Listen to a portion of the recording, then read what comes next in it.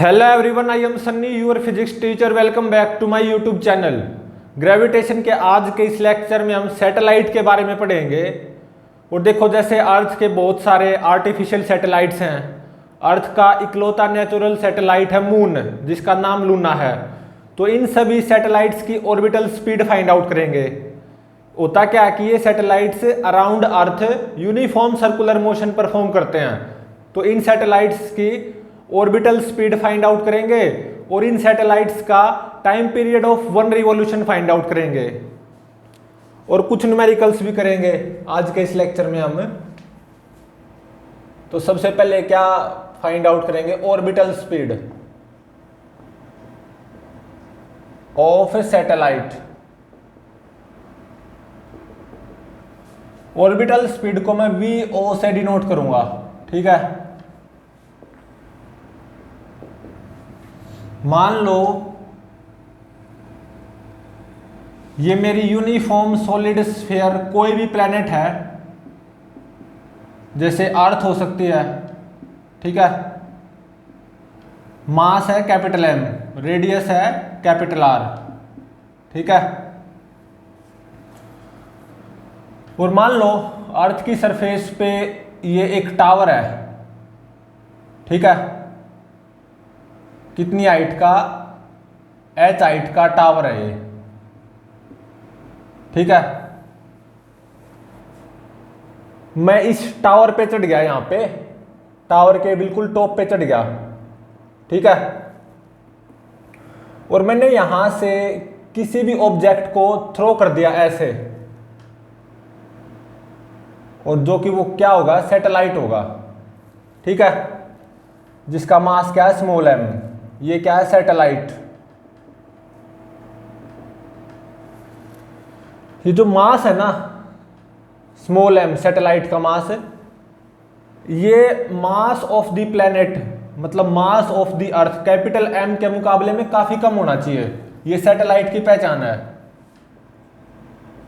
Mass of the satellite small m should be much much less than capital M mass of the planet, या मास of the earth है capital M। तो मैं इस tower पे चढ़ गया, ठीक है। और मैंने स्मॉल m मास के सैटेलाइट को, देखो सैटेलाइट कोई भी ऑब्जेक्ट हो सकता है, ठीक है। इस सैटेलाइट को मैंने कुछ ऐसे थ्रो कर दिया,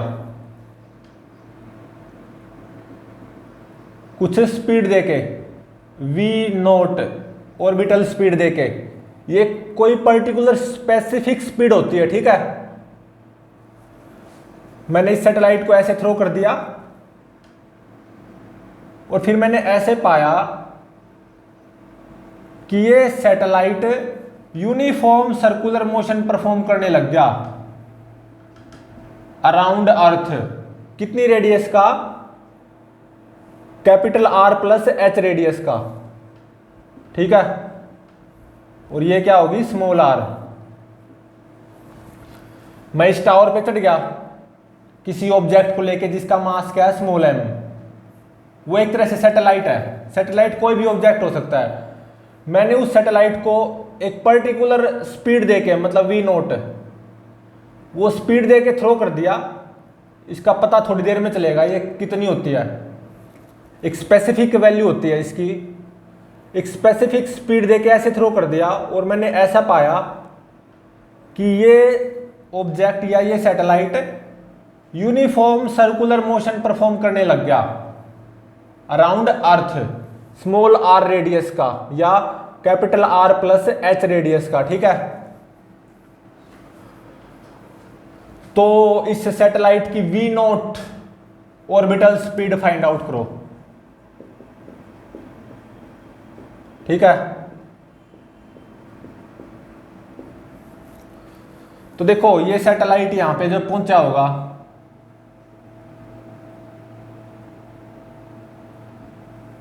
रफ्तार तो V0 ही रहनी है, ठीक है। तो देखो इस सैटेलाइट पे ग्रेविटेशनल फोर्स एक्ट करेगा towards centre of the planet या टुवर्ड्स सेंटर ऑफ अर्थ। कितना? G capital M small M divided by small R square. सही बात है। यही ग्रेविटेशनल फोर्स इसको necessary required centripetal force provide करवाएगा, M V not square divided by small R. ठीक है, तो आप यहां से वी नॉट की वैल्यू फाइंड आउट कर सकते हो। ये कितनी आएगी, root G capital M by small R.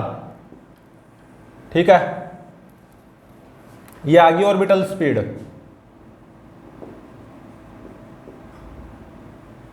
तो देखो इस टावर की हाइट मेरे को पता है स्मॉल एच, और रेडियस ऑफ द प्लेनेट या radius of earth capital R वो पता है, तो ये स्मॉल आर पता होगी ना ऑब्वियसली। और मैंने इस टावर के ऊपर चढ़ के इस सैटेलाइट को इतनी स्पीड देके थ्रो करना होगा। ठीक है, इतनी स्पीड देके, जिसको ऑर्बिटल स्पीड बोलूंगा, कि ये satellite v naught constant speed से यूनिफॉर्म सर्कुलर मोशन करता रहे अराउंड अर्थ। कितनी रेडियस का, स्मॉल आर रेडियस का। ठीक है, तो स्मॉल आर की जगह आप कैपिटल आर प्लस एच भी लिख सकते हो। सही है, G capital M divided by capital R plus H, ये भी सही है। और देखो इसको और क्या लिख सकता हूं मैं, ऑर्बिटल स्पीड यह है ना, जी एम बाय में आर। ठीक है, तो आर स्क्वायर से ऊपर नीचे मल्टीप्लाई कर दो, तो देखो G capital M by R square, ये क्या होगा, acceleration due to gravity on the surface of earth small G होगा। तो ये कितना आ गया, R root G by small R. ठीक है,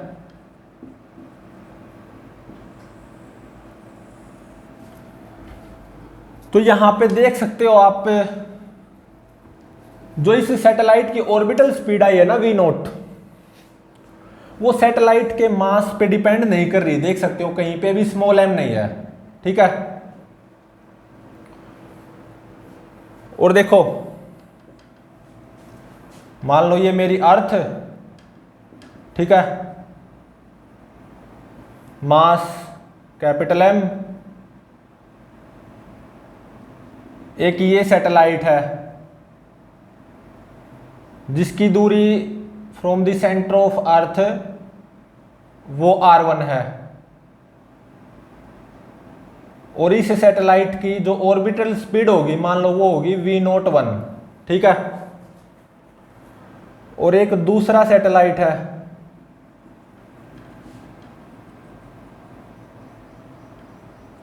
एक दूसरा सैटेलाइट है जिसकी distance from the centre of अर्थ वो मान लो होगी r2। ठीक है, तो देख सकते हो यहां पे r2 r1 से ज्यादा है। और मान लीजिए जो दूसरा सैटेलाइट है ये भी यूनिफॉर्म सर्कुलर मोशन परफॉर्म कर रहा है स्मॉल r2 रेडियस का, मान लो इसकी ऑर्बिटल स्पीड आएगी v02। ठीक है, तो दोनों यूनिफॉर्म सर्कुलर मोशन परफॉर्म कर रहे हैं। ये वाला सैटेलाइट r1 रेडियस का यूनिफॉर्म सर्कुलर मोशन परफॉर्म कर रहा है v01 कांस्टेंट स्पीड से। ये वाला सैटेलाइट r2 रेडियस का यूनिफॉर्म सर्कुलर मोशन परफॉर्म कर रहा है v02 कांस्टेंट स्पीड से। तो अब देखो v01 v02 से ज्यादा होगी। v01 क्या आएगी, इस फॉर्मूले का यूज करते हुए root G capital M divided by small r1, v02 इस सैटेलाइट की जो ऑर्बिटल स्पीड v02 वो क्या आएगी, G capital M divided by small r2। तो देखो r1 r2 से कम है, तो ऑब्वियसली v01 V02 से ज्यादा आएगी। ठीक है, और देखो मतलब अगर सैटेलाइट की सर्कुलर मोशन की रेडियस ज्यादा होगी, मतलब सैटेलाइट जितना ज्यादा दूर होगा फ्रॉम द सेंटर ऑफ अर्थ, उसकी ऑर्बिटल स्पीड उतनी ही कम होगी। अगर सैटेलाइट की distance from the centre of earth small R वो ज्यादा होगी तो उसकी ऑर्बिटल स्पीड क्या होगी, कम होगी। ठीक है, और ये जो यूनिफॉर्म सर्कुलर मोशन परफॉर्म कर रहा है ना सैटेलाइट, इसको नेसेसरी रिक्वायर्ड सेंट्रीपिटल फोर्स वो कौन प्रोवाइड करवाएगा, gravitational force of attraction by planet या बाय अर्थ। ठीक है, GMM by small R square. तो अब देखो जैसे मेरा एक आर्टिफिशियल सैटेलाइट है अर्थ का ISS, जिसको इंटरनेशनल स्पेस स्टेशन बोलते हैं। ये मेरी अर्थ, ठीक है, अर्थ का मास कैपिटल M और अर्थ की जो रेडियस है वो कैपिटल R। ठीक है, और ये है मेरा ISS इंटरनेशनल स्पेस स्टेशन, जिसकी height from the surface of अर्थ ये कितनी होती है, 408 किलोमीटर। ठीक है, इंटरनेशनल स्पेस स्टेशन की height from the surface of अर्थ ये कितनी होती है, 408 किलोमीटर। और ये यूनिफॉर्म सर्कुलर मोशन परफॉर्म कर रहा है। और मान लो इसकी जो ऑर्बिटल स्पीड है वो मान लो V01 है, ये कितनी आएगी,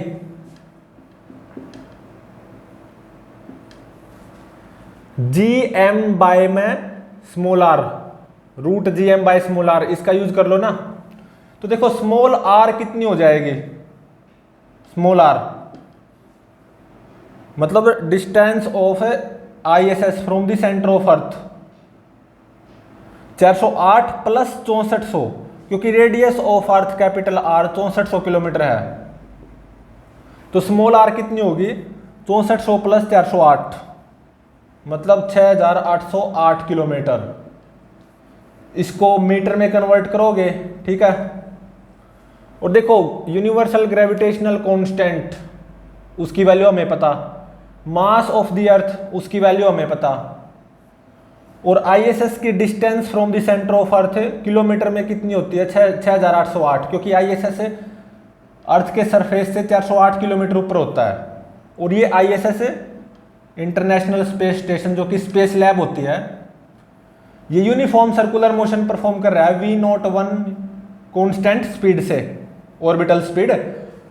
तो जब आप यूनिवर्सल ग्रेविटेशनल कांस्टेंट G की वैल्यू पुट करोगे, मास ऑफ द अर्थ पुट करोगे, और स्मॉल r इतना 6808 किलोमीटर, इसको मीटर में कन्वर्ट कर लेना। ठीक है, तो ISS की जो ऑर्बिटल स्पीड आएगी ना वो कितनी होती है, 7.6 किलोमीटर पर सेकेंड। ठीक है, 7.6 किलोमीटर पर सेकेंड।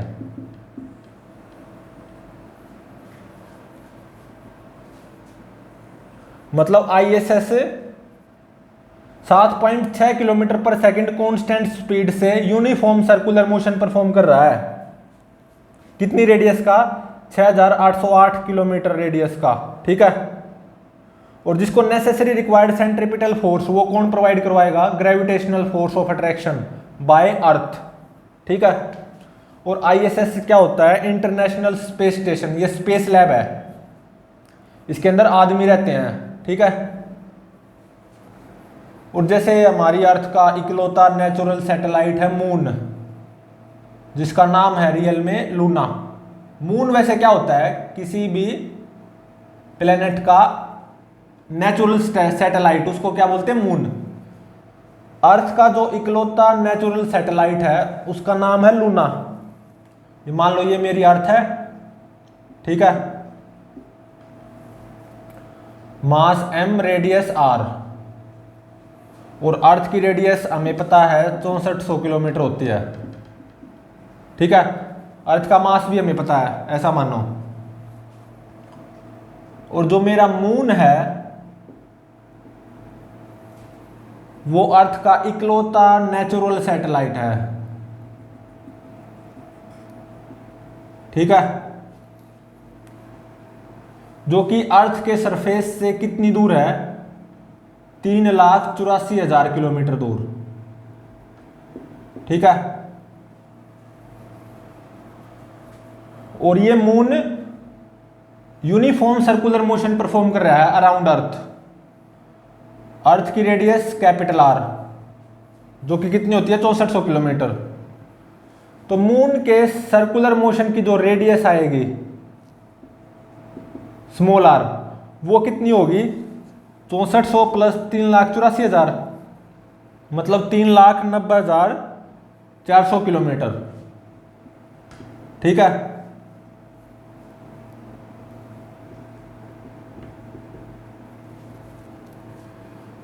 मून के सर्कुलर मोशन की जो रेडियस है वो कितनी होगी, 3,90,400 किलोमीटर। मून के सर्कुलर मोशन का जो सेंटर है वो क्या होगा, अर्थ का सेंटर। और moon uniform circular motion perform कर रहा है अराउंड अर्थ। और मान लो मून की जो कांस्टेंट स्पीड है वो मान लो v02 है। ये v02 ये भी फाइंड आउट की जा सकती है। यूनिवर्सल ग्रेविटेशनल कांस्टेंट, इसकी वैल्यू पता, मास of the earth capital M वो मुझे पता, और स्मॉल r फॉर मून वो कितना हो जाएगा, 3,90,400 किलोमीटर। इसको मीटर में कन्वर्ट कर लेना, तो v02 की वैल्यू ये कितनी आएगी, 1 किलोमीटर पर सेकंड, ठीक है। और जो ISS का जो टाइम पीरियड ऑफ 1 रिवॉल्यूशन है ना, एक चक्कर पूरा करने में कितना टाइम लेता है, 92.68 मिनट, ठीक है। और मून अराउंड अर्थ एक चक्कर पूरा करने में कितना टाइम लेता है, नियरली 28 डेज, 28 दिन, ठीक है। तो देखो ISS तो नजदीक है अर्थ के एज कंपेयर टू मून। तो अर्थ से जितनी ज्यादा दूर सैटेलाइट्स होंगे ना, उनकी स्पीड उतनी ही कम होती है। जैसे कि देखो मून की स्पीड 1 किलोमीटर पर सेकंड और ISS की 7.6 किलोमीटर पर सेकंड, ठीक है।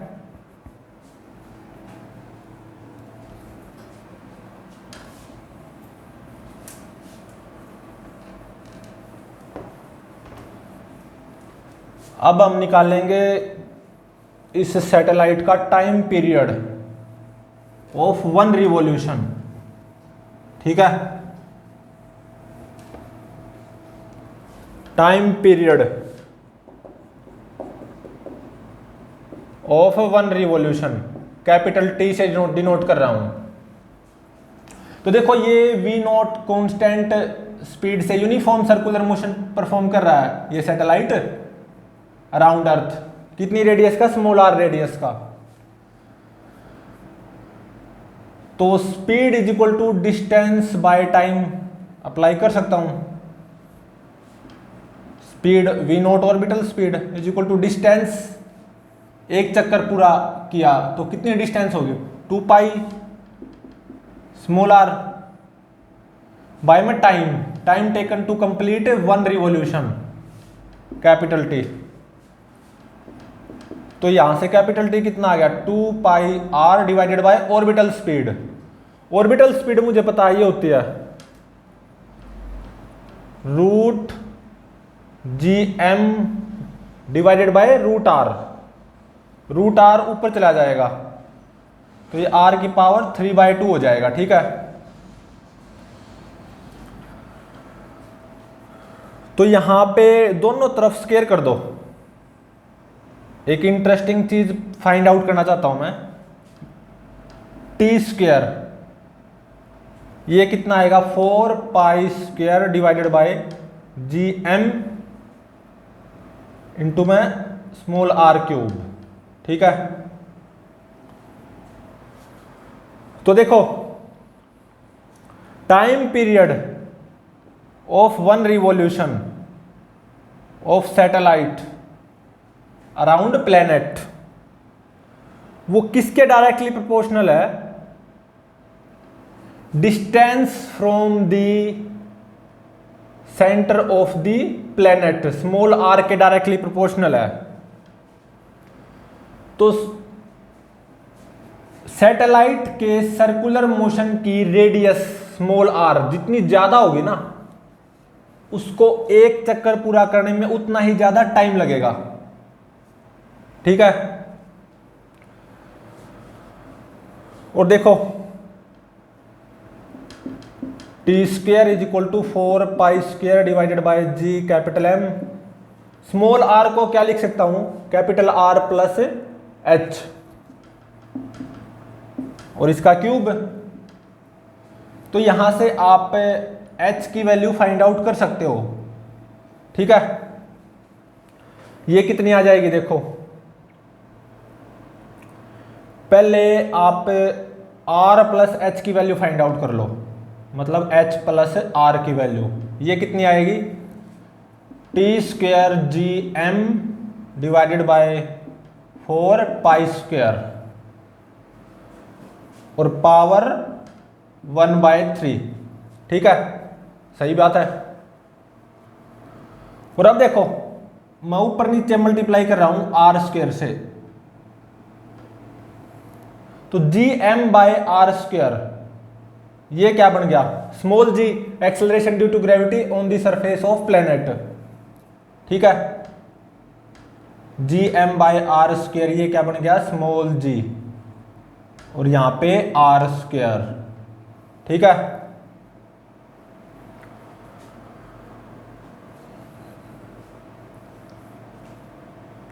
तो अब देखो ये किसके बराबर आ गया, एच प्लस आर। ये किसके बराबर आ गया, इसके बराबर। तो यहां से h की वैल्यू ये कितनी आ जाएगी, T square G square sorry T square R square G divided by 4 pi square इसकी पावर 1/3 माइनस आर। मतलब अगर मुझे किसी सैटेलाइट का time period of one revolution capital T पता हो और अर्थ या किसी प्लेनेट की रेडियस कैपिटल आर पता हो और प्लेनेट या किसी मतलब अर्थ या प्लेनेट के सरफेस पे acceleration due to gravity small G पता हो, तो उस सैटेलाइट की height from the surface of that planet H मैं यहां से फाइंड आउट कर सकता हूं। मतलब मुझे उस सैटेलाइट का time period of one revolution T पता हो, अर्थ की रेडियस आर पता हो, अर्थ की सरफेस पे acceleration due to gravity G पता हो, तो उस सैटेलाइट की height from the surface of earth small H वो कितनी होगी, वो मैं यहां से डायरेक्टली फाइंड आउट कर सकता हूं। ठीक है,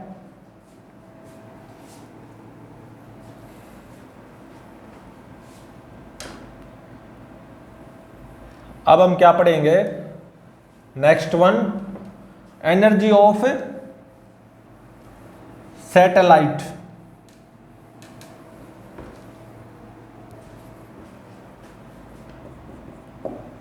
energy of satellite planet system. ठीक है, ये हमारा थर्ड केस है। तो देखो ये प्लेनेट है ना, जो अर्थ भी हो सकती है, इसको मैंने एक तरह से रेस्ट पे माना हुआ है। ठीक है, फॉर सिंप्लिसिटी। तो इस अर्थ सैटेलाइट सिस्टम की टोटल एनर्जी या एनर्जी वो कितनी होगी, तो देखो सैटेलाइट की काइनेटिक एनर्जी वो कितनी आएगी, half small M V not square, सही बात है। तो ये कितनी हो जाएगी, हाफ एम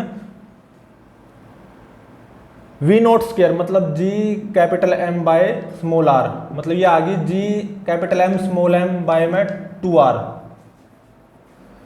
और प्लेनेट मतलब अर्थ को तो मैंने रेस्ट पे ही माना हुआ है। तो इस सैटेलाइट अर्थ सिस्टम की ग्रेविटेशनल पोटेंशियल एनर्जी वो कितनी आएगी, gravitational potential energy of a satellite earth system वो कितनी होगी, minus G capital M small M divided by small R, सही बात है। तो energy, total energy of a system वो क्या हो जाएगी, kinetic energy plus gravitational potential energy, ठीक है। तो इन दोनों को ऐड कर दो और कॉमन क्या ले लो, G capital M small M by में स्मॉल आर। तो 1/2 माइनस 1, 1/2 माइनस 1 माइनस 1/2। तो देखो एनर्जी ऑफ सिस्टम बोल दो या total energy of this satellite वो कितनी आई, minus G M small M divided by 2r। इसको आप सैटेलाइट की भी टोटल एनर्जी बोल सकते हो, ठीक है। टोटल एनर्जी ऑफ सैटेलाइट वो कितनी आई, minus G capital M small M by में 2 स्मॉल आर। तो नेगेटिव आई है। तो ये नेगेटिव क्या शो कर रहा है कि ये सैटेलाइट बाउंड रहेगा इस प्लेनेट से, ये अर्थ से, ये हमारा सैटेलाइट बाउंड रहेगा। Satellite will bound to earth या प्लेनेट, मतलब मैंने इस सैटेलाइट को वी नोट स्पीड देके, ऐसे वी नोट स्पीड देके छोड़ दिया, और वी नोट कितनी स्पीड दी, root G M by small R के बराबर। तो ये सैटेलाइट इस वी नोट कांस्टेंट स्पीड से यूनिफॉर्म सर्कुलर मोशन करता रहेगा, और इसको नेसेसरी रिक्वायर्ड सेंट्रीपिटल फोर्स वो कौन प्रोवाइड करवाएगा, ग्रेविटेशनल फोर्स। तो इस सैटेलाइट की टोटल एनर्जी देखो कितनी आई, minus G capital M small M by 2 small R, negative आई। तो इसका मतलब ये सैटेलाइट अब बंध चुका है इस अर्थ से या इस प्लेनेट से, मतलब ये सैटेलाइट ऐसे यूनिफॉर्म सर्कुलर मोशन परफॉर्म करता रहेगा ताउम्र, ठीक है, स्मॉल आर रेडियस का, और v naught a constant speed से।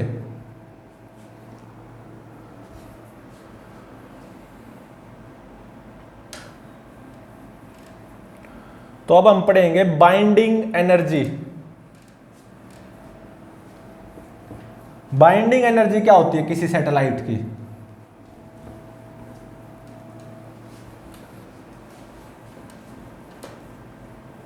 Fourth case is binding energy of satellite, ठीक है।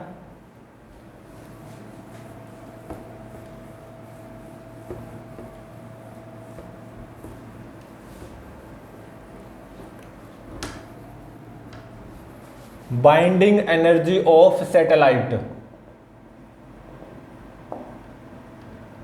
बाइंडिंग एनर्जी को BE से डिनोट करूंगा। सैटेलाइट की बाइंडिंग एनर्जी क्या होती है वो फाइंड आउट करेंगे। मान लो ये मेरी यूनिफॉर्म सॉलिड स्फीयर अर्थ है जिसका मास capital M, radius capital R, ठीक है।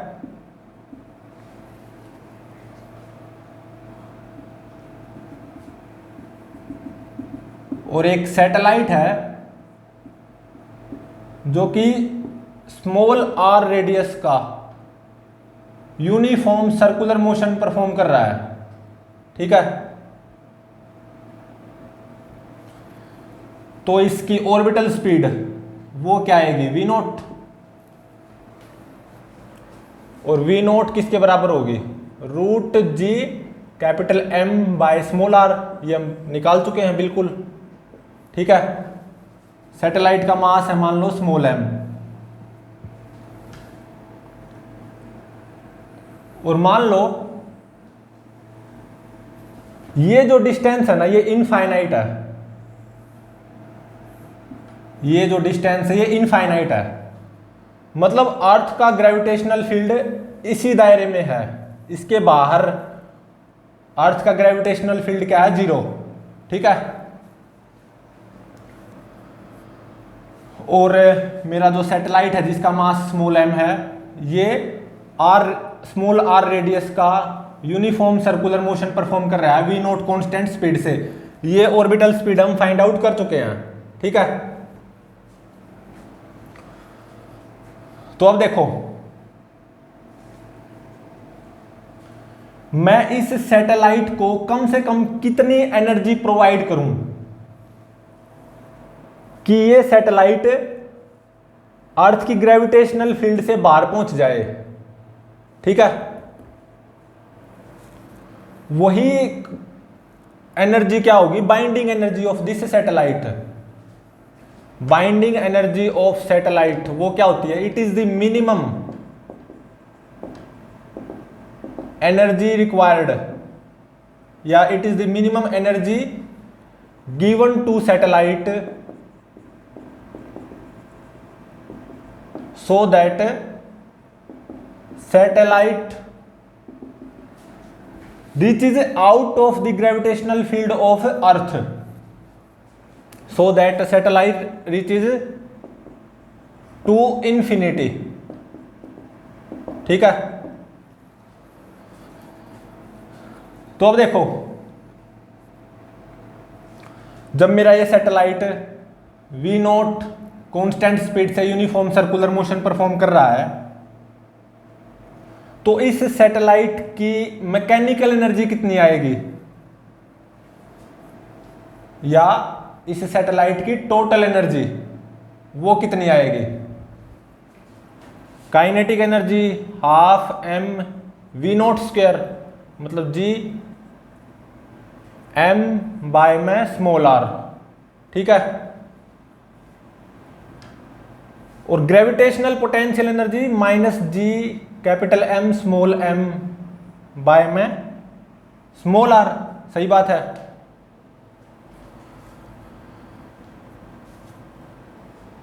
तो देखो जब मेरा ये सैटेलाइट है ना स्मॉल आर रेडियस की यूनिफॉर्म सर्कुलर मोशन परफॉर्म कर रहा है वी नोट कांस्टेंट स्पीड से, तो सैटेलाइट की मैकेनिकल एनर्जी इतनी आएगी। ठीक है, और अब देखो मैंने इसको एनर्जी प्रोवाइड की सैटेलाइट को, मतलब बाइंडिंग एनर्जी प्रोवाइड की, कि जिससे हुआ क्या, अचानक ये बाइंडिंग एनर्जी देने के कारण इस सैटेलाइट की रफ्तार बढ़ गई। एनर्जी जब दूंगा ना तो इस सैटेलाइट की रफ्तार बढ़ जाएगी अचानक, यहीं की यहीं, ऐसा मानो। मान लो रफ्तार बढ़कर वो कितनी होगी v1। ठीक है, just after giving energy, just after giving energy, मतलब मैंने इस सैटेलाइट को बाइंडिंग एनर्जी प्रोवाइड की, उससे हुआ क्या, इस सैटेलाइट की काइनेटिक एनर्जी बढ़ गई, मतलब इस सैटेलाइट की रफ्तार बढ़ गई, v नोट से v1 होगी। और अब क्या होगा, ये सैटेलाइट ऐसे जाएगा इस पाथ के थ्रू, और यहां पे इन्फिनिटी पे जस्ट एंटर कर जाएगा, यहां पे इन्फिनिटी पे आके रेस्ट पे आ जाएगा, मतलब जस्ट अर्थ की ग्रेविटेशनल फील्ड के बाहर निकल जाएगा जस्ट। ठीक है, तो देखो जब तक मैंने इसको कोई एनर्जी प्रोवाइड नहीं की थी सैटेलाइट को, तो सैटेलाइट की मैकेनिकल एनर्जी वो क्या थी, kinetic energy plus gravitational potential energy. ठीक है। अब मैंने इस सैटेलाइट को बाइंडिंग एनर्जी प्रोवाइड कर दी, प्लस बाइंडिंग एनर्जी, ठीक है। मतलब कम से कम मैं कोई एनर्जी प्रोवाइड की कि ये जस्ट इन्फिनिटी पे पहुंच गया, अर्थ की ग्रेविटेशनल फील्ड के बाहर पहुंच गया, यहां पे आके रेस्ट पे आ गया। तो देखो यहां पे इस सैटेलाइट की एनर्जी कितनी हो जाएगी, जीरो, काइनेटिक एनर्जी जीरो, और इन्फिनिटी पे आ गया तो ग्रेविटेशनल पोटेंशियल एनर्जी भी जीरो। तो इसको जीरो के इक्वल पुट कर दो, ठीक है। और देखो जैसे ही मैंने इसको बाइंडिंग एनर्जी प्रोवाइड किया ना, B E binding energy, just after providing binding energy, यहीं की यहीं पे इस सैटेलाइट की रफ्तार कितनी हो जाएगी, v1, और इस सैटेलाइट की काइनेटिक एनर्जी वो मान लो ke1 हो जाएगी। काइनेटिक एनर्जी ऑफ सैटेलाइट वो क्या होगी, ke1, just after providing binding energy to this satellite, और यहीं की यहीं पे, ठीक है। ke1 क्या है, kinetic energy of a satellite, यहीं की यहीं पे, just after giving binding energy, ठीक है। तो देखो इसका मतलब ये क्या हो जाएगी, ke1, ठीक है। तो देखो यहां से बाइंडिंग एनर्जी किसके बराबर आएगी, G M by small R minus 1/2 G capital M small M by small R. तो बाइंडिंग एनर्जी किसके बराबर आ गई, G capital M small M by में 2r, इसके बराबर आ गई। और ये किसके बराबर होगी,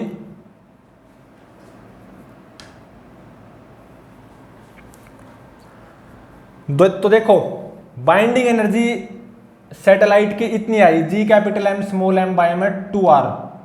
ये क्या है, मुझे कम से कम इतनी एनर्जी जरूर देनी होगी इस सैटेलाइट को,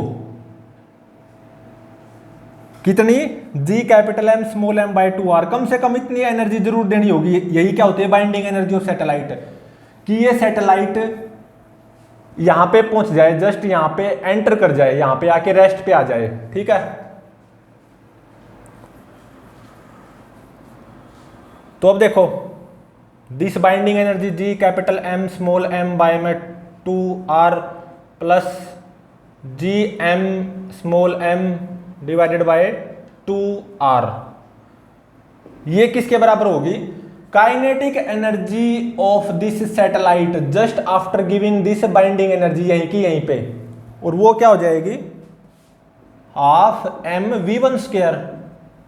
जैसे ही मैंने इस सैटेलाइट को बाइंडिंग एनर्जी दी तो यहीं की यहीं पे इस सैटेलाइट की रफ्तार v0 से बढ़ के अचानक कितनी हो जाएगी, v1, ठीक है। तो यहां से आप v1 की वैल्यू फाइंड आउट कर सकते हो, स्मॉल एम से स्मॉल एम कैंसिल हो गया, ठीक है। तो ये आएगी v1 की वैल्यू root of 2gm by small r, इतनी आएगी। और इसको कैसे लिख सकता हूं मैं, √2 इंटू में √gm by small r, √gm by small r, ये क्या है, ऑर्बिटल स्पीड ऑफ सैटेलाइट। मतलब मान लो इनिशियली ये सैटेलाइट स्मॉल r रेडियस का यूनिफॉर्म सर्कुलर मोशन परफॉर्म कर रहा था v0 कांस्टेंट स्पीड से, v0 ऑर्बिटल स्पीड से, ठीक है। तो मैंने इसको बाइंडिंग एनर्जी दी और वो कितनी निकल के आई, G capital M small M by 2r। Binding energy क्या है कि मैं इस सैटेलाइट को कम से कम इतनी एनर्जी दूं कि ये सैटेलाइट इस पाथ के थ्रू जस्ट यहां पे पहुंच जाए, इंफिनिटी पे आके रेस्ट पे आ जाए। तो इस सैटेलाइट को कम से कम कितनी एनर्जी दूं कि ये सैटेलाइट यहाँ पे पहुंच जाए अर्थ की ग्रेविटेशनल फील्ड के बाहर और यहाँ पे जस्ट पहुंचे, मतलब रेस्ट पे आ जाए। वो एनर्जी क्या होती है? Binding energy. और वो इतनी आई। और जब मैं ये बाइंडिंग एनर्जी प्रोवाइड करवाऊंगा ना इसको, मतलब इतनी एनर्जी, सैटेलाइट को इतनी एनर्जी दूंगा, तो just after giving this amount of energy, यहीं की यहीं पे इस सैटेलाइट की रफ्तार v0 से बढ़ के कितनी हो जाएगी? v1 √2v0। तो ये सैटेलाइट इस रास्ते के थ्रू जस्ट यहां पे पहुंच जाएगा, इंफिनिटी पे जस्ट एंटर करेगा और यहां पे आके रेस्ट पे आ जाएगा। ठीक है,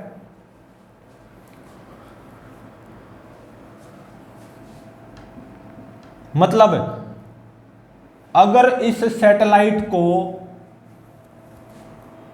इस अर्थ की ग्रेविटेशनल फील्ड को एस्केप करना है, मतलब देखो इनिशियली ये satellite v0 constant orbital speed से यूनिफॉर्म सर्कुलर मोशन परफॉर्म कर रहा था स्मॉल r रेडियस का, जब तक हमने इसको कोई एनर्जी नहीं दी थी। ठीक है, तो अगर मैं इस सैटेलाइट को इस अर्थ की ग्रेविटेशनल फील्ड के बाहर पहुंचाना चाहता हूं, तो इस सैटेलाइट को यहां पे मुझे कम से कम कितनी एनर्जी जरूर देनी होगी? इतनी। और यही क्या होती है? Binding energy of satellite. और जब मैं इतनी एनर्जी दूंगा ना, तो just after giving this amount of energy, satellite की यहीं पे रफ्तार v0 से बढ़कर कितनी हो जाएगी? √2v0। मतलब v1 किसके बराबर हो जाएगा? √2v0। और ये सैटेलाइट इस रास्ते के थ्रू जस्ट एंटर कर जाएगा यहां पे इंफिनिटी पे। ठीक है, और अगर मैं इस सैटेलाइट को एनर्जी इस बाइंडिंग एनर्जी से ज्यादा देता हूं, तो भी ऑब्वियसली सैटेलाइट इस पाथ के थ्रू जाएगा और यहां पे पहुंचेगा बिल्कुल इंफिनिटी पे, लेकिन यहां पे उस सैटेलाइट की कुछ रफ्तार होगी, जस्ट एंटर नहीं करेगा, जस्ट यहां पे आके रेस्ट पे नहीं आएगा, उस सैटेलाइट की कुछ रफ्तार होगी। मतलब when I give satellite energy greater than binding energy, तो जो रफ्तार होगी जस्ट आफ्टर गिविंग एनर्जी उस सैटेलाइट की v1, वो √2v0 से ज्यादा होगी पक्का। ठीक है, मतलब जब मैं इस सैटेलाइट को बाइंडिंग एनर्जी से ज्यादा एनर्जी प्रोवाइड करवाऊंगा, मतलब G∠M2r, इससे ज्यादा एनर्जी प्रोवाइड करवाऊंगा, तो just after providing energy satellite की यहीं पे जो रफ्तार होगी ना v0 से बढ़कर v1 जो रफ्तार हो जाएगी, जो v1 होगी ना, वो अब √2v0 से ज्यादा होगी पक्का। और सैटेलाइट कुछ इसी रास्ते के थ्रू जाएगा और यहां पे एंटर करेगा। ठीक है, इंफिनिटी में, लेकिन यहां पे सैटेलाइट की कुछ रफ्तार होगी फिर ग्रेटर देन 0 समथिंग। ठीक है, तो यहां से मुझे क्या पता चला, अगर मैं इस सैटेलाइट को अर्थ की ग्रेविटेशनल फील्ड के बाहर पहुंचाना चाहता हूं, मतलब देखो इनिशियली ये सैटेलाइट स्मॉल r रेडियस का यूनिफॉर्म सर्कुलर मोशन परफॉर्म कर रहा है v0 कांस्टेंट ऑर्बिटल स्पीड से, बिल्कुल कर रहा है अभी तक तो, लेकिन मैं इस सैटेलाइट को अर्थ की ग्रेविटेशनल फील्ड के बाहर पहुंचाना चाहता हूं, तो इस सैटेलाइट को मुझे कम से कम कितनी एनर्जी जरूर प्रोवाइड करनी होगी? G∠M2r, कि ये सैटेलाइट अर्थ की ग्रेविटेशनल फील्ड के बाहर पहुंच जाए। और यही क्या होता है? Binding energy of satellite. ठीक है, और जब मैं इस सैटेलाइट को कितनी एनर्जी प्रोवाइड करवाऊंगा? बाइंडिंग एनर्जी के बराबर G∠M2r, तो जो मैं एनर्जी प्रोवाइड करवाऊंगा ना, तो उससे क्या हो रहा है? यहीं पे सैटेलाइट की काइनेटिक एनर्जी बढ़ रही है। ठीक है, तो यहीं पे just after providing this amount of energy which is binding energy, तो यहीं पे सैटेलाइट की रफ्तार v0 से बढ़ के v1 हो जाएगी, और वो v1 कितनी होगी? √2v0। और सैटेलाइट कुछ इस रास्ते के थ्रू यहां पे जस्ट एंटर कर जाएगा इंफिनिटी पे। ठीक है, और अगर मैं इस सैटेलाइट को जो मैं एनर्जी प्रोवाइड करवाऊंगा वो बाइंडिंग एनर्जी से ज़्यादा हो, G capital M small M by 2 small R, तो अभी सैटेलाइट यहाँ पे पहुंचेगा, बिल्कुल पहुंचेगा। लेकिन जब यहाँ पे पहुंचेगा ना इन्फिनिटी पे अर्थ के ग्रेविटेशनल फील्ड के बाहर, तो सैटेलाइट की कुछ रफ्तार होगी ग्रेटर देन 0 समथिंग जो भी है। तो जब मैं इस सैटेलाइट को कोई एनर्जी दूंगा और वो एनर्जी मान लो बाइंडिंग एनर्जी से ज्यादा है, मतलब G capital M small M by 2 R से ज्यादा है, तो उस एनर्जी के देने के कारण क्या होगा, यहीं की यहीं पे सैटेलाइट की काइनेटिक एनर्जी बढ़ जाएगी। ठीक है, मतलब यहीं की यहीं पे सैटेलाइट की जो रफ्तार है वो v0 से बढ़ के v1 हो जाएगी, और ये v1 अब √2v0 से ज्यादा मिलेगा आपको, और सैटेलाइट कुछ इस रास्ते के थ्रू जाएगा, यहाँ पे एंटर करेगा, लेकिन अब सैटेलाइट की कुछ रफ्तार होगी। ठीक है, यहाँ पे इन्फिनिटी पे सैटेलाइट की कुछ रफ्तार होगी। ठीक है, तो बाइंडिंग एनर्जी ऑफ सैटेलाइट मुझे पता चल गया कि सैटेलाइट को कम से कम कितनी एनर्जी प्रोवाइड करवाऊं कि वो सैटेलाइट अर्थ के ग्रेविटेशनल फील्ड से बाहर चला जाए, यहाँ पे पहुंच जाए। वो कम से कम एनर्जी वो क्या होती है, बाइंडिंग एनर्जी, और वो किसके बराबर आई है, G capital M small M by 2 small R के बराबर। ठीक है,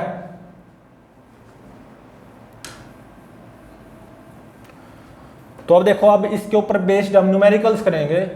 अभी तक जो हमने ये 4 केस पढ़े हैं,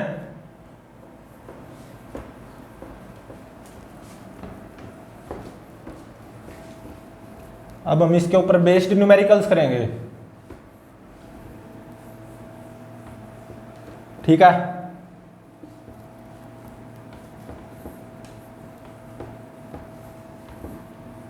देखो फर्स्ट न्यूमेरिकल में क्या गिवन है, फर्स्ट न्यूमेरिकल में क्या गिवन है, मान लो ये मेरी अर्थ है। ठीक है, जिसका मास है कैपिटल एम और रेडियस है कैपिटल आर। ठीक है, यूनिफॉर्म सॉलिड स्फीयर है मेरी अर्थ, और मान लो ये एक सैटेलाइट है,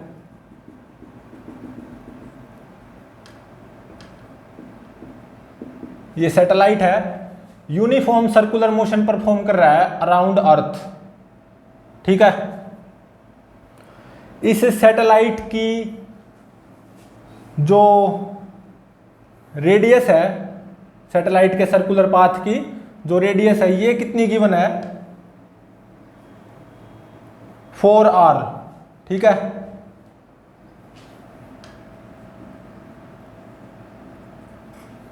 फोर आर गिवन है, मतलब ये कितनी हो जाएगी, 3r। Height of this satellite A from the surface of अर्थ वो कितनी है, 3r। मतलब जो ये satellite uniform circular motion perform कर रहा है उसकी रेडियस कितनी है, 4r। ठीक है, और मान लो इस सैटेलाइट की जो ऑर्बिटल स्पीड है वो मान लो v0 है। ठीक है,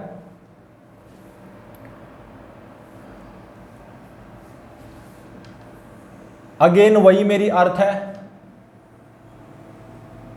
ठीक है,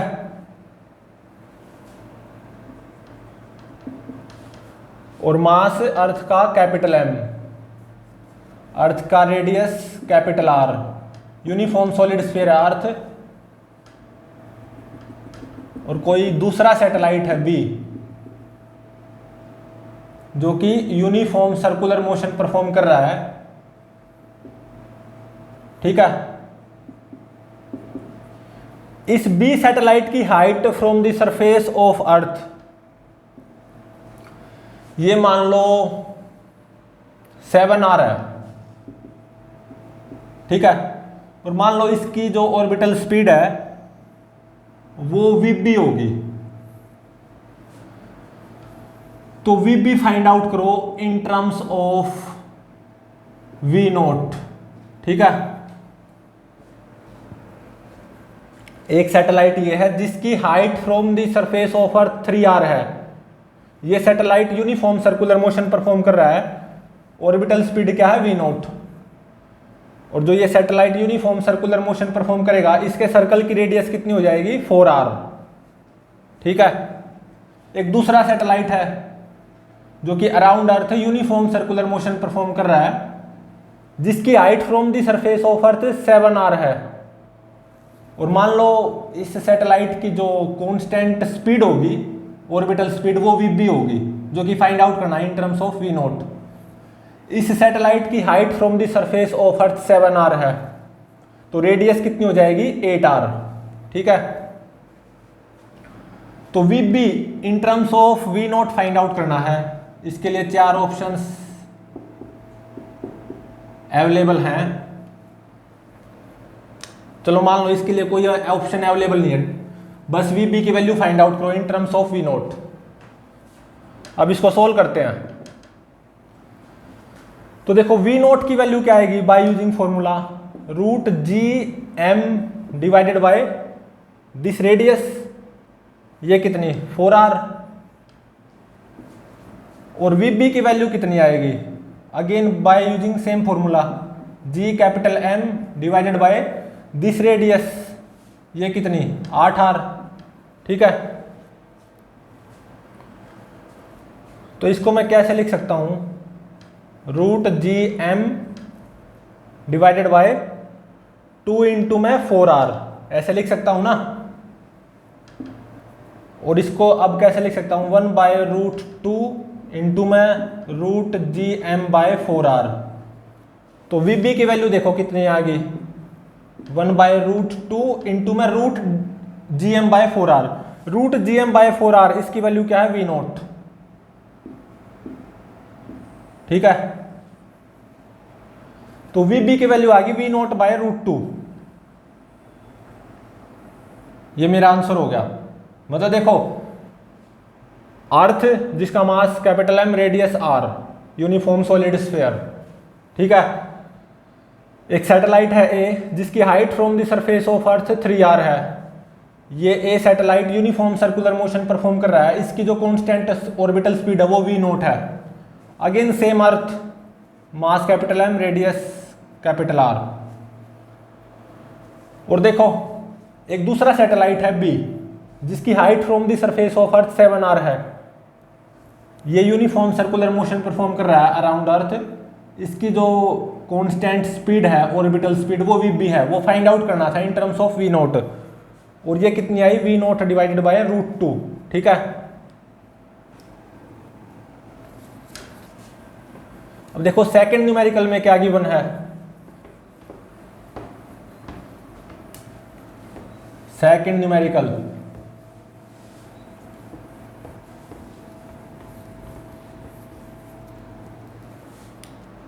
न्यूमेरिकल नंबर सेकंड।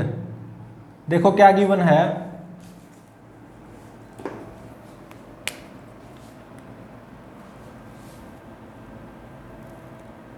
मान लो अर्थ है यूनिफॉर्म सॉलिड स्फीयर जिसकी रेडियस कैपिटल R, मास कैपिटल M। ठीक है। ये मेरी क्या है, अर्थ। और एक सैटेलाइट है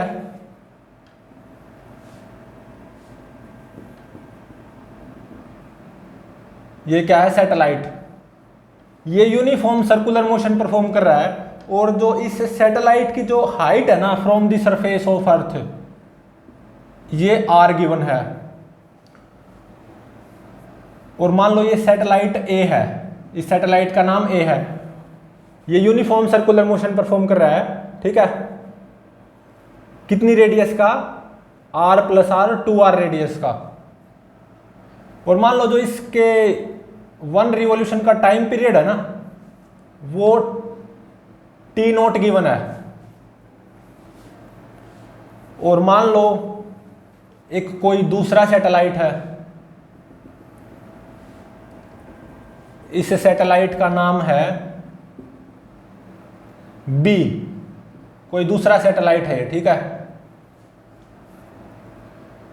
जिसकी height from the surface of अर्थ, ये कितनी गिवन है, 2r। ठीक है। मान लो इस सैटेलाइट के एक रिवॉल्यूशन का टाइम पीरियड वो मान लो TB होगा, जो कि फाइंड आउट करना है in terms of T note. ठीक है, इसके लिए 4 ऑप्शंस अवेलेबल हैं ABCD। अब की बार ऑप्शंस गिवन है। ए ऑप्शन में क्या गिवन है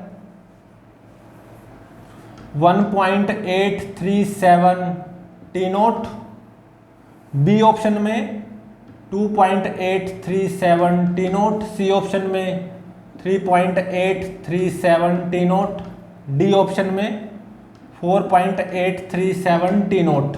ठीक है,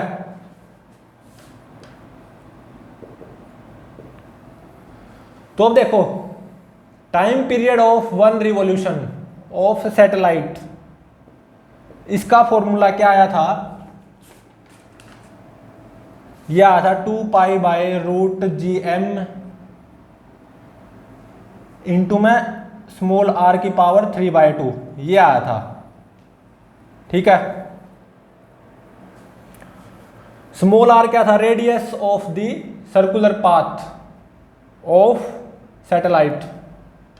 तो देखो T नोट किसके बराबर आएगा 2π/√GM इंटू में स्मॉल r की पावर 3/2। यहां पे स्मॉल r कितनी हो जाएगी 2 कैपिटल R, तो 2 कैपिटल R की पावर 3/2। और TB कितना आएगा इस सैटेलाइट के एक रिवॉल्यूशन का time period, again using this formula 2π/√GM into में स्मॉल r की पावर 3/2। यहां पे स्मॉल r कितनी हो जाएगी 3 कैपिटल R। ठीक है, सही बात है, और उसकी पावर 3/2। तो अब देखो TB बाय में T नोट, ये कितना आएगा TB बाय T नोट। तो देखो 2π/√GM से 2π/√GM कैंसिल हो जाएगा, तो ये कितना आएगा 3R डिवाइडेड बाय 2R और उसकी पावर 3/2। तो ये कितना आ गया 3/2 की पावर 3/2। तो यहां से TB बाय T नोट ये कितना आएगा 1.837, 3/2 की पावर 3/2, ये 1.837 आता है। तो TB कितना आ गया 1.837 T नोट। ठीक है, ये मेरा आंसर होगा, hence option A is correct. ठीक है,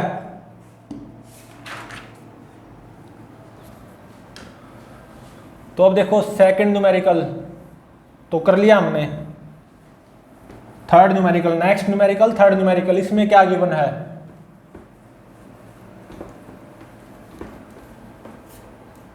numerical number third.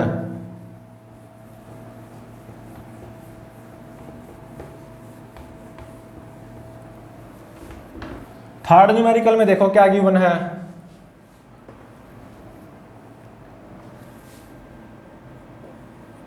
Numerical number third, मान लो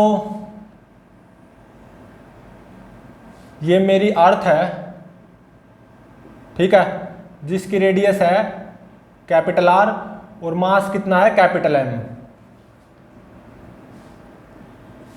एक सैटेलाइट है जो कि अराउंड अर्थ यूनिफॉर्म सर्कुलर मोशन परफॉर्म कर रहा है। ठीक है,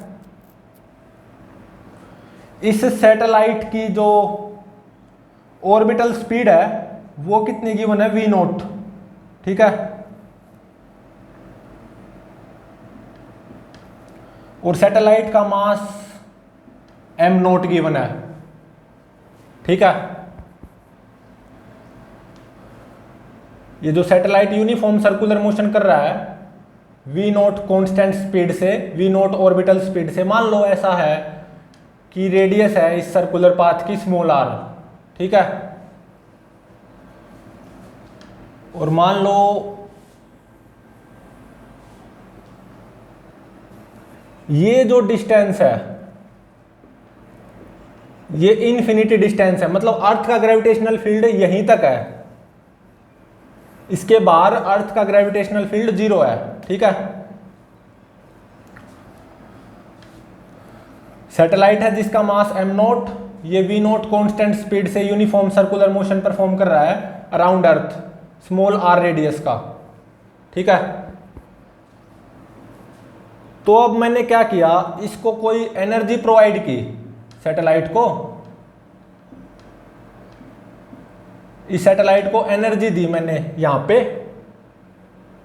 तो यहीं की यहीं पे, वैसे मैं ऊपर दिखा रहा हूं, यहीं की यहीं पे इस एनर्जी को देने के कारण मान लो इस सैटेलाइट की रफ्तार होगी v1।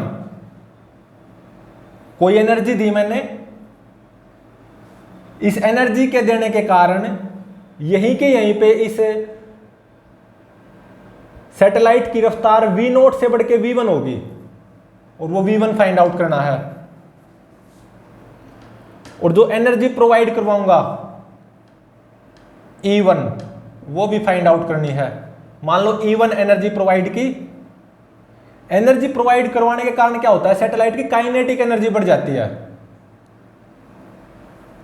तो यहीं की यहीं पे सैटेलाइट की रफ्तार v0 से बढ़ के v1 होगी। ठीक है, और just after providing this energy E1, जो कि फाइंड आउट करना होगा, और मान लो just after providing this energy E1, इस सैटेलाइट की जो रफ्तार होगी v1, तब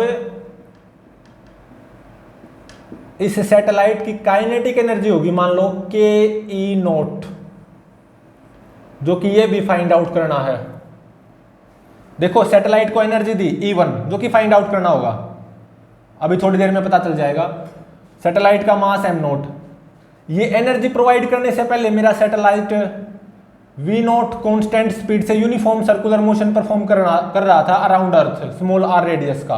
अब मैंने इसको E1 एनर्जी प्रोवाइड कर दी। ठीक है, उसके कारण क्या होगा, सैटेलाइट की काइनेटिक एनर्जी बढ़ जाएगी, तो सैटेलाइट की रफ्तार v0 से बढ़ के v1 हो जाएगी यहीं की यहीं पे। ठीक है, और just after providing this energy E1, मान लो सैटेलाइट की काइनेटिक एनर्जी हो जाएगी ke0, जो कि फाइंड आउट करना होगा, v1 भी फाइंड आउट करना है। अब जो मैंने इस सैटेलाइट को एनर्जी प्रोवाइड करवाई है E1, इसको प्रोवाइड करवाने के कारण क्या हुआ, सैटेलाइट की यहीं की यहीं पे काइनेटिक एनर्जी बढ़ गई, मतलब रफ्तार बढ़ गई, v0 से बढ़ के रफ्तार v1 होगी। तो ये जो सैटेलाइट है ना, मैंने ऐसा पाया कुछ इस रास्ते के थ्रू जाएगा। ठीक है, कर्व्ड होगा ये रास्ता, स्ट्रेट नहीं है, और अर्थ की ग्रेविटेशनल फील्ड के बाहर पहुंच जाएगा ये सैटेलाइट। और जब ये मेरा सैटेलाइट अर्थ की ग्रेविटेशनल फील्ड के बाहर पहुंचा है, तो इस सैटेलाइट की जो रफ्तार होगी वो v0/4 होगी, ये गिवन है। तो मैंने इस सैटेलाइट को E1 एनर्जी प्रोवाइड करवाई, जो कि फाइंड आउट करना होगा कितनी एनर्जी प्रोवाइड करवानी होगी। उस एनर्जी प्रोवाइड करवाने के कारण क्या हुआ, सैटेलाइट की यहीं पे काइनेटिक एनर्जी बढ़ गई, मतलब एक तरह से सैटेलाइट की रफ्तार v0 से बढ़ के v1 होगी। तो ये v1 भी फाइंड आउट करना है, मतलब just after providing this energy E1, यहीं की यहीं पे सैटेलाइट की जो रफ्तार v0 से बढ़ के v1 हो जाएगी, वो v1 फाइंड आउट करो। और just after providing this energy E1, इस सैटेलाइट की जो काइनेटिक एनर्जी होगी वो होगी मान लो ke0, जो कि फाइंड आउट करना होगा। और ke0 ऑब्वियसली ये किसके बराबर होगी, हाफ m0 v1 स्क्वायर के बराबर। सही बात है। तो मैंने ये पाया कि ये सैटेलाइट कुछ ऐसे गया, ये कर्व्ड पाथ लिया इसने और अर्थ की ग्रेविटेशनल फील्ड के बाहर पहुंच गया।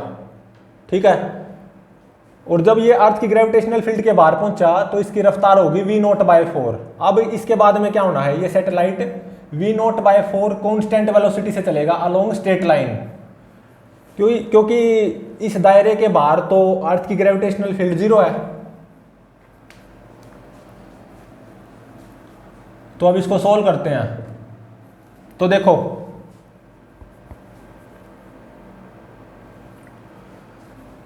इस सैटेलाइट को ये एनर्जी प्रोवाइड करने से पहले मतलब जब ये satellite v naught constant speed से यूनिफॉर्म सर्कुलर मोशन परफॉर्म कर रहा था around earth small R radius का, तो ये एनर्जी प्रोवाइड करने से पहले सैटेलाइट की टोटल एनर्जी या सैटेलाइट की मैकेनिकल एनर्जी वो कितनी होगी? Kinetic energy half M naught we not square, सही बात है। और देखो ये वी नॉट किसके बराबर आएगी, ये हमें पता, ऑर्बिटल स्पीड किसके बराबर होगी? Root G M by small R के बराबर, बिल्कुल सही बात है। ठीक है, तो ये एनर्जी प्रोवाइड करने से पहले जो काइनेटिक एनर्जी होगी इस सैटेलाइट की वो half M naught we not square के बराबर होगी। ठीक है, वी नॉट स्क्वायर कितना हो जाएगा? G capital M by small R. ठीक है, और gravitational potential energy minus G M small M divided by R. ठीक है, और अब देखो मैंने इस सैटेलाइट को अब इवन एनर्जी प्रोवाइड करवा दी, प्लस इवन। ठीक है, जिसके कारण just after providing this energy even, यहीं की यहीं पे जो सैटेलाइट की काइनेटिक एनर्जी होगी वो क्या हो जाएगी? के ई नोट, और वो किसके बराबर होगी? Half M naught v one square के बराबर। ठीक है, तो देखो just after providing this energy even, जो सैटेलाइट की टोटल एनर्जी होगी ना वो इतनी आएगी। अब इस सैटेलाइट को मैंने इवन एनर्जी प्रोवाइड करवाई, तो क्या किया, इस सैटेलाइट ने ये रास्ता अपनाया, कुछ करोड़ पाथ है, और ये अर्थ की ग्रेविटेशनल फील्ड के बाहर पहुंच गया। और जब इसने अर्थ की ग्रेविटेशनल फील्ड के बाहर एंट्री ली तो इस सैटेलाइट की स्पीड वो कितनी होगी? V naught by 4। तो यहां पे मैकेनिकल एनर्जी कंजर्वेशन आप अप्लाई कर सकते हो। तो जब सैटेलाइट यहां पे पहुंचा तो ग्रेविटेशनल पोटेंशियल एनर्जी क्या हो जाएगी सिस्टम की? 0, क्योंकि इन्फिनिटी पे पहुंच गया। तो यहां पे केवल क्या होगी सैटेलाइट की? Kinetic energy half M not और वी नॉट बाय 4 का स्क्वायर, मतलब वी नॉट स्क्वायर बाय 16। ठीक है,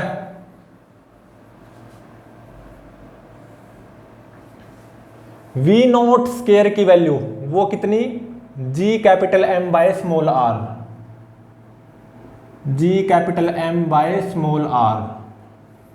ठीक है, ये एम नोट आएगा ना,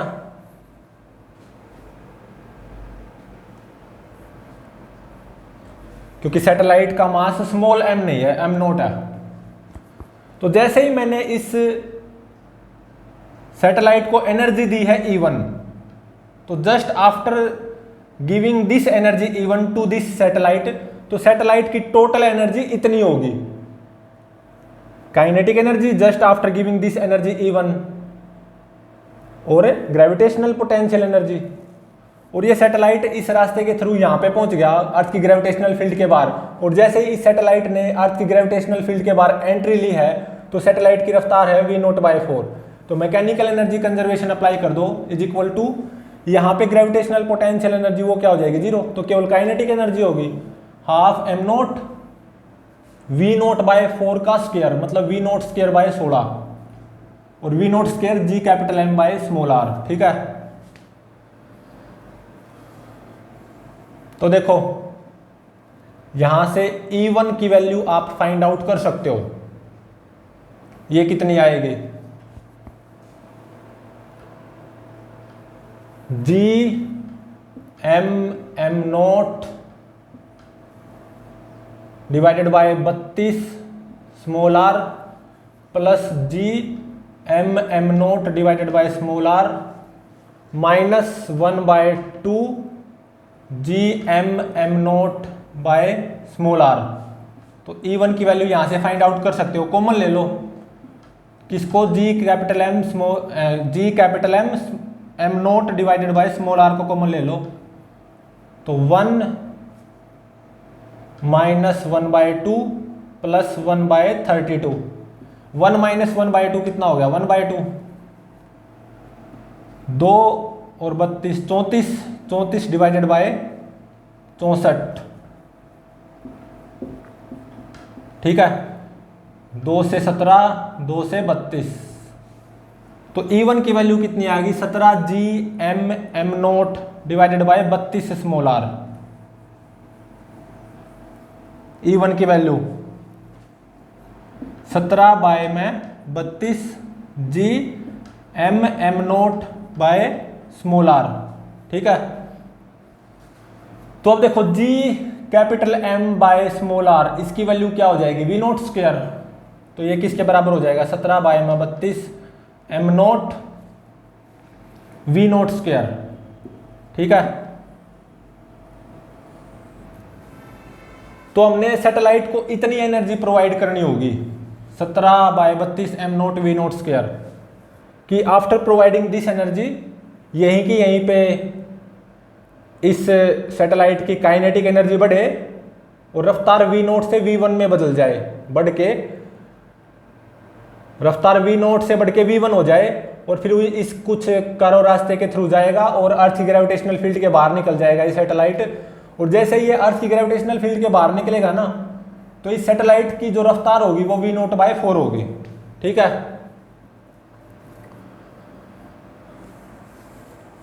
तो अब देखो,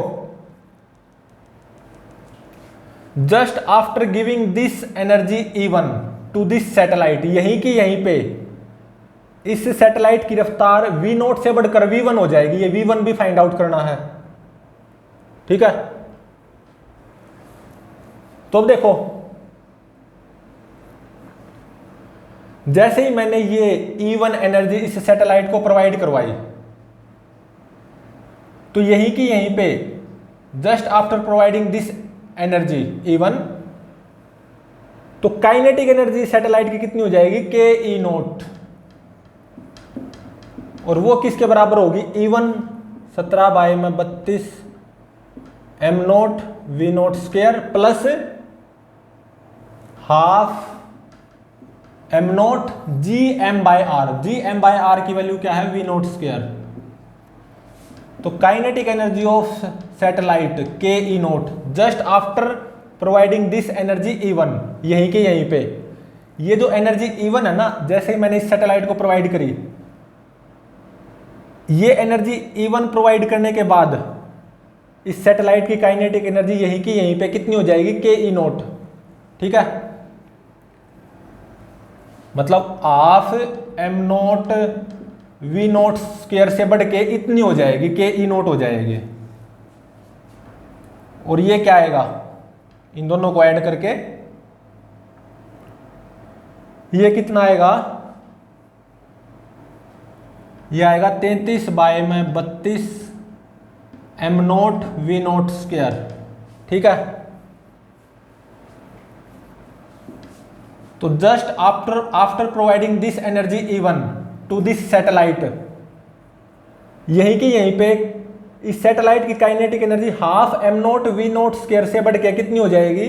KE naught. 33 by 32 M note V note square हो जाएगी। और just after providing this energy E1, यहीं के यहीं पे इस सैटेलाइट की रफ्तार V नोट से बढ़ के V1 हो जाएगी। ये V1 भी फाइंड आउट करना है। तो देखो KE नोट ये कितना आया? 33 बाय में 32 M note V note square, इतना आया। ये किसके बराबर होगा? Half M note V1 square के बराबर। तो यहां से V1 की वैल्यू आप फाइंड आउट कर सकते हो। ये कितनी आएगी? √33 बाय 4 V नोट के बराबर। ठीक है, V1 निकल गया, E1 निकल गया और KE नोट निकल गया। एक आंसर ये हो गया, एक आंसर ये हो गया और एक आंसर ये हो गया। तो ये न्यूमेरिकल सॉल्व हो गया। तो अब देखो फोर्थ न्यूमेरिकल में क्या गिवन है। न्यूमेरिकल नंबर फोर्थ, आज का लास्ट न्यूमेरिकल। तो देखो जो मार्स प्लेनेट है उसके दो नेचुरल सैटेलाइट हैं, एक का नाम है फोबस और एक का डाइमोस। ठीक है, हमें ये पता है मार्स के दो नेचुरल सैटेलाइट हैं,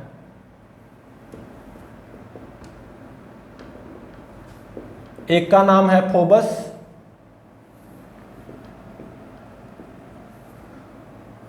और दूसरे का नाम है डाइमोस।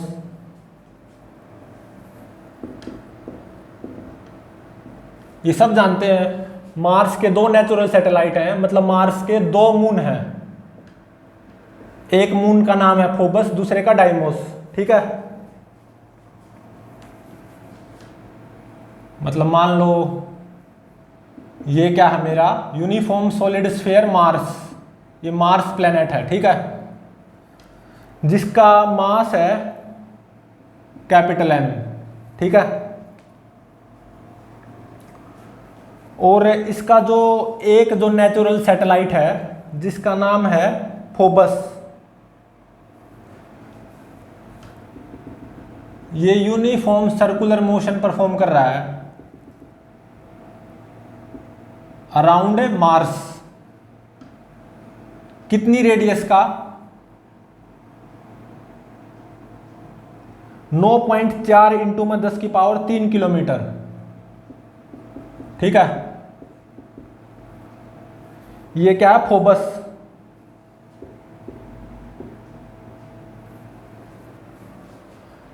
मार्स का जो एक नेचुरल सैटेलाइट है फोबस, ये around Mars uniform circular motion perform कर रहा है। ठीक है, कोई होगी इसकी वी नॉट ऑर्बिटल स्पीड, हालांकि उससे मुझे कोई मतलब नहीं है, लेकिन इसमें यह गिवन है कि इस फोबस नेचुरल सैटेलाइट का जो time period of one revolution है ना, वो कितना गिवन है 7 घंटे 39 मिनट, इतना ही होता है, 7 आवर्स और 39 मिनट्स। ठीक है, तो ऐसे में मार्स का मास कैपिटल M ये फाइंड आउट करो।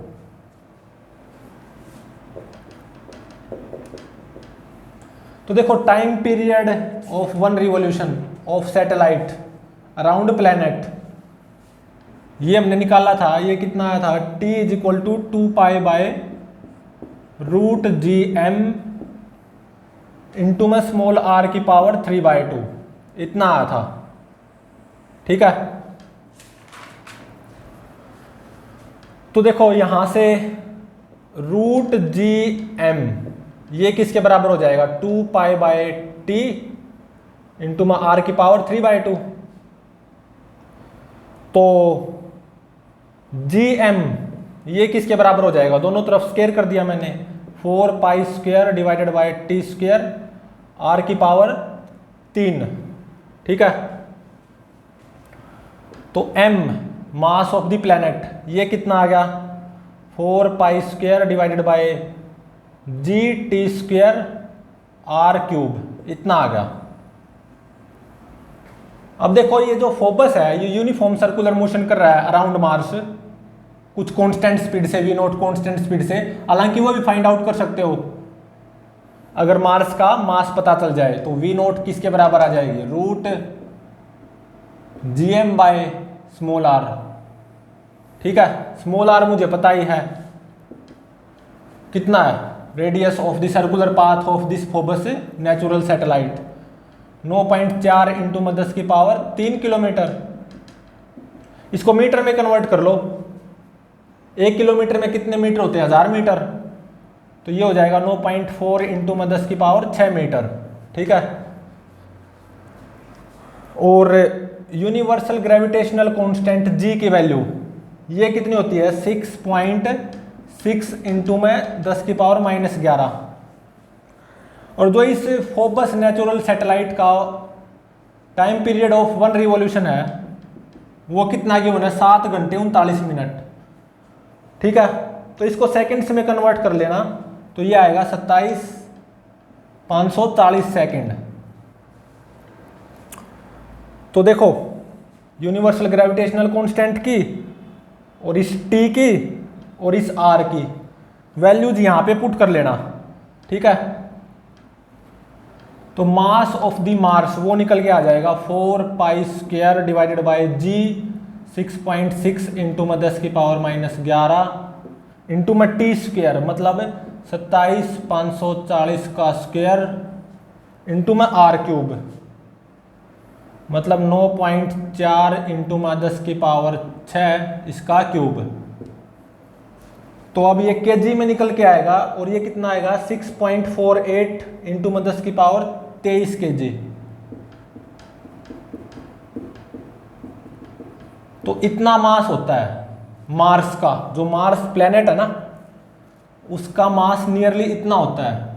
यही निकालना था, ये मेरा आंसर हो गया। Mass of the Mars capital M is equal to 6.48 into में 10⁻23 केजी। ठीक है, तो प्लीज चैनल को लाइक शेयर और सब्सक्राइब जरूर करें।